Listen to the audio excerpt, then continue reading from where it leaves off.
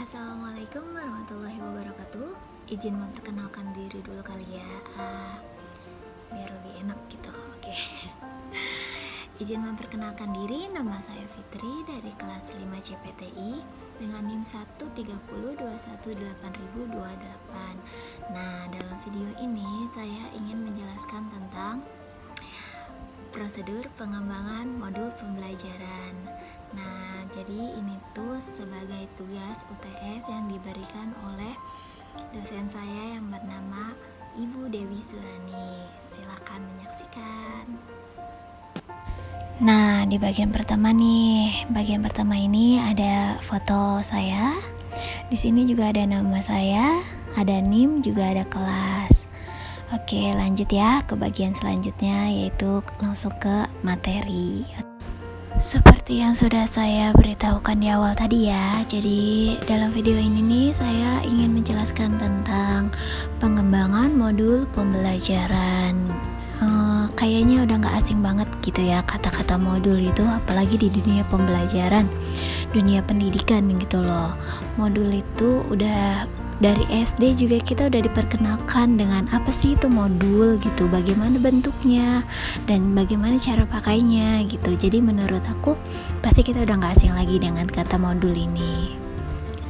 Untuk lebih jelasnya, di sini ada pengertian modul, yaitu modul merupakan suatu alat atau sarana pembelajaran yang di dalamnya berupa materi, metode, dan evaluasi yang dibuat secara sistematis dan terstruktur sebagai upaya untuk mencapai tujuan kompetensi yang diharapkan.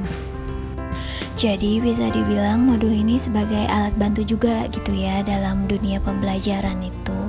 Baik, kita lanjut ke materi selanjutnya ya. Di sini materi selanjutnya itu ada karakteristik modul pembelajaran. Nah, dalam karakteristik ini ada 5 karakteristik yang perlu kita ketahui, yaitu yang pertama, self-instructional.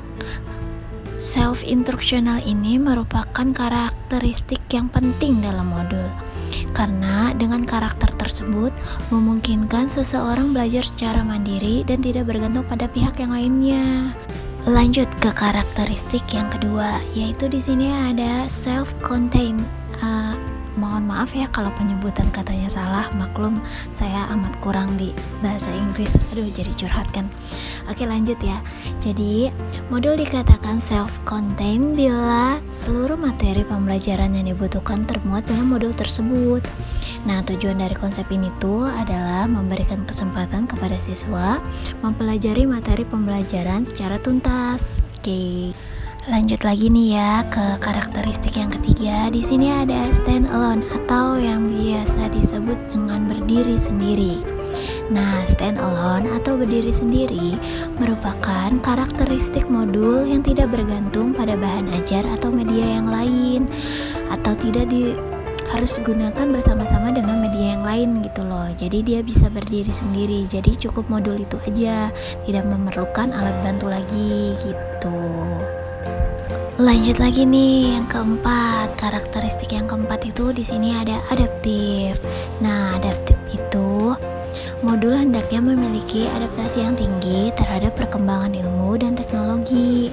Dikatakan adaptif jika modul tersebut dapat menyesuaikan dengan perkembangan ilmu dan pengetahuan serta teknologi yang berkembang saat ini. Yang terakhir di sini ada user friendly atau yang biasa disebut dengan bersahabat atau akrab gitu ya dengan pemakainya. Jadi user friendly di sini adalah modul disusun dengan menggunakan kalimat yang aktif dengan bahasa yang sederhana, mudah dimengerti, serta menggunakan istilah yang umum digunakan. Materi selanjutnya itu di sini ada cara pembuatan modul pembelajaran. Di sini ada 4 cara ya untuk menyusun modul pembelajaran tersebut, yaitu yang pertama itu ada menulis teks. Jadi kita rancang dulu nih apa yang isi dari modul tersebut. Nah, setelah itu lanjut ke bagian yang kedua, yaitu merancang SAQ. Apa sih SAQ itu? SAQ itu adalah self assessment question. Jadi pertanyaan tentang apa yang dikerjakan peserta didik gitu. Nah, langkah yang ketiga yaitu menyusun jawaban SAQ. Nah, lanjut ke yang keempat, yang terakhir, yaitu menulis berbagai tujuan. Nah, tujuan pembuatan modul pembelajarannya itu di sini lebih dijelasin ya. Ada 5 tujuan pembuatan modul pembelajaran. Yang pertama itu ada memperjelas dan mempermudah penyajian pesan. Yang kedua ada mengatasi keterbatasan waktu dan ruang. Jelas dengan menggunakan modul ini nih kita bisa mengatasi perbedaan waktu, misalkan kayak yang sekarang gitu loh, kayak daring gitu kan, kita nggak punya banyak waktu untuk ketemu langsung, untuk belajar langsung, cara langsung. Jadi modul itu bisa jadi alternatif untuk belajar. Nah, yang ketiga itu meningkatkan motivasi dan gairah belajar. Jadi modul itu mempunyai tujuan supaya meningkatkan rasa belajar peserta didik gitu loh ya. Lanjut, yang keempat yaitu memungkinkan siswa belajar secara mandiri sesuai dengan kemampuan dan minatnya. Dan yang kelima yaitu memungkinkan siswa dapat mengukur dan mengevaluasi sendiri hasil belajarnya. Jadi di modul itu pernah kan ya kalian juga kayaknya zamannya SD gitu, aku pernah gitu ngituin modul. Jadi ada soal, tapi di belakangnya itu, di halaman paling belakang itu ada jawabannya. Nah, jadi tujuannya itu kita latih juga kali ya kejujuran dalam diri kita. Jadi kita itu ngerjain dulu tuh soal-soalnya. Nah, setelah soalnya itu selesai kita kerjain, baru kita lihat hasilnya, jawabannya ada di halaman belakangnya itu. Jadi dari situ kita bisa melihat sebatas mana sih, sampai mana sih kemampuan kita dalam mengerjakan soal-soal tersebut, soal-soal yang ada di modul itu, begitu. Lanjut ke materi selanjutnya, yaitu di sini ada fungsi modul pembelajaran. Ada 4 fungsi ya di sini. Yang pertama itu sebagai bahan ajar mandiri. Jelas modul itu bisa menjadi bahan ajar yang mandiri karena tidak perlu didampingi dengan pengajar gitu. Dan yang kedua di sini ada pengganti fungsi pendidik. Nah, jadi emang modul itu biasanya kan kita berikan untuk menggantikan fungsi pendidik. Misalkan kayak pendidik atau guru kita tuh nggak masuk tuh hari ini, jadi biasanya itu cukup diberikan modul aja. Jadi kita untuk mengisi soal-soal yang ada di modul itu, seperti itu. Yang ketiga ada sebagai alat evaluasi, seperti yang sudah dijelaskan juga yang tadi itu. Jadi kayak ada soal-soal juga ada jawabannya. Jadi kita itu mengerjakan soal, lalu nanti kita cek sendiri juga hasilnya, itu sebagai evaluasi diri sampai mana kemampuan kita gitu. Dan yang terakhir di sini juga ada sebagai bahan rujukan bagi peserta didik. Oke, kita lanjut ke materi selanjutnya. Materi selanjutnya yaitu kelebihan dan kekurangan modul pembelajaran. Yaitu di sini pertama yaitu kita bahas yang kelebihannya dulu ya.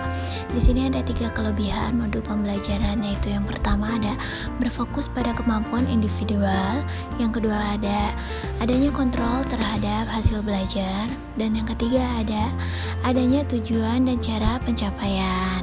Lanjut ke kekurangannya. Di sini agak banyak ya kekurangannya, yaitu ada 6.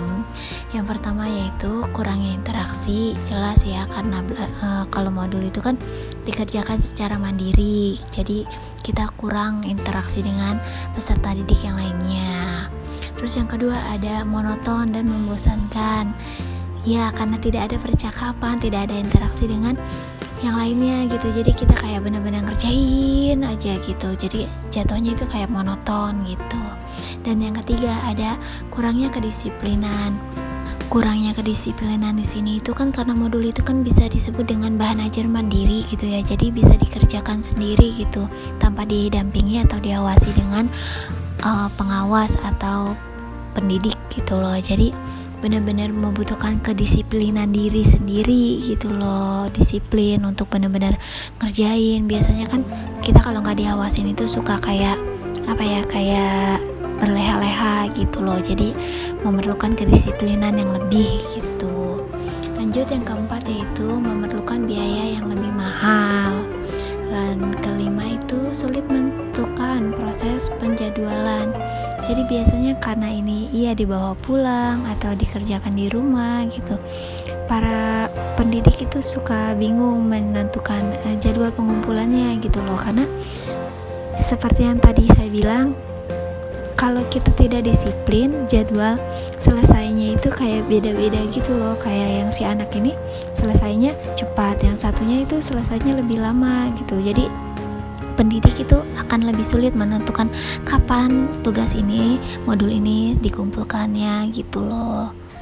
Dan yang terakhir, yang keenam, yaitu ada memerlukan dukungan pembelajaran. Jadi yang dimaksud itu seperti modul itu kan tidak dalam bentuk buku saja gitu loh. Misalkan ya dalam bentuk CD. Nah, dalam bentuk CD itu berarti kan kita membutuhkan CD gitu loh. Jadi itu merupakan alat dukungan.